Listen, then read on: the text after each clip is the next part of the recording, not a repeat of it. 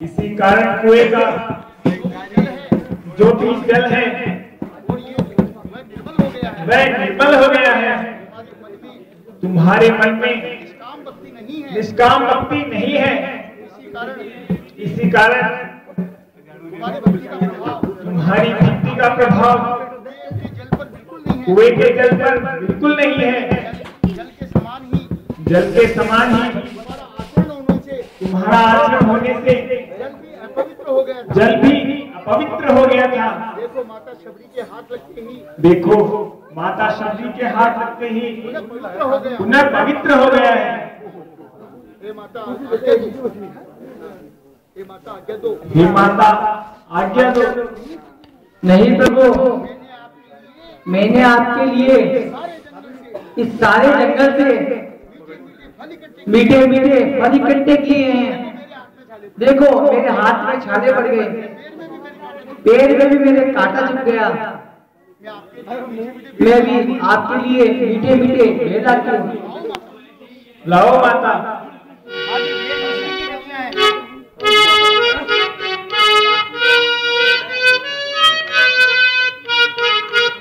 लो प्रभु।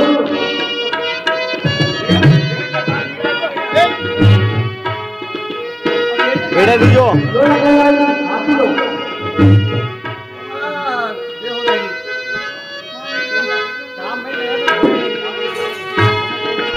इस साइड वो रिकॉर्डिंग हो रही है। प्रभु ये सामने वाली कैसा है? आइए माता। तो लखनलाल जी आप ही लो। तो बाबा आप ही लो।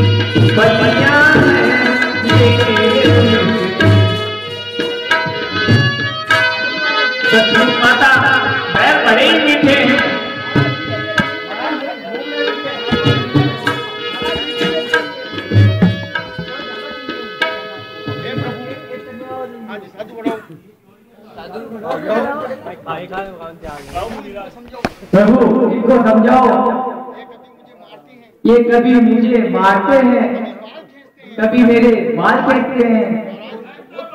महाराज मुझे बहुत परेशान करते हैं। नहीं माता, अब हम कभी भी तुम्हें परेशान नहीं करेंगे। तुझे कभी परेशान नहीं करेंगे। अच्छा बाबा, मैं तुम्हें माफ करता हूँ। जाओ, मुझे प्रभु से बातें करने दो। हे प्रभु, आप हमारे आश्रम में भी आना। प्रभु, आप हमारे आश्रम में भी आना। अवश्य। हे प्रभु, मुझे 14 भक्ति का ज्ञान दीजिए, 9 भक्ति का ज्ञान दीजिए।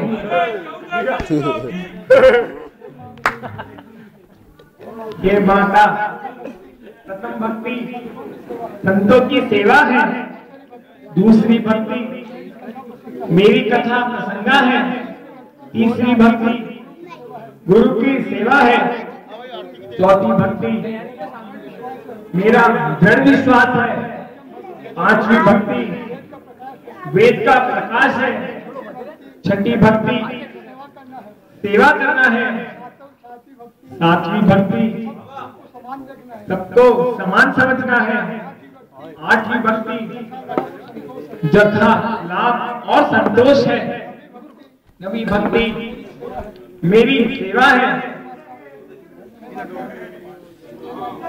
हे माता, यह सब भक्ति आप में विद्यमान है, अतः आप धन्य है। हे माता, अब हमें कोई ऐसा स्थान बताइए जिससे सीता का पता लग सके और हमारा कहां बन सके। हे प्रभु, यहाँ से कुछ ही दूर पंपापुर नाम का सरोवर है, उस पर राजा सुग्रीव राज्य करता है। अतः आप जाकर उनसे मैत्री करिए।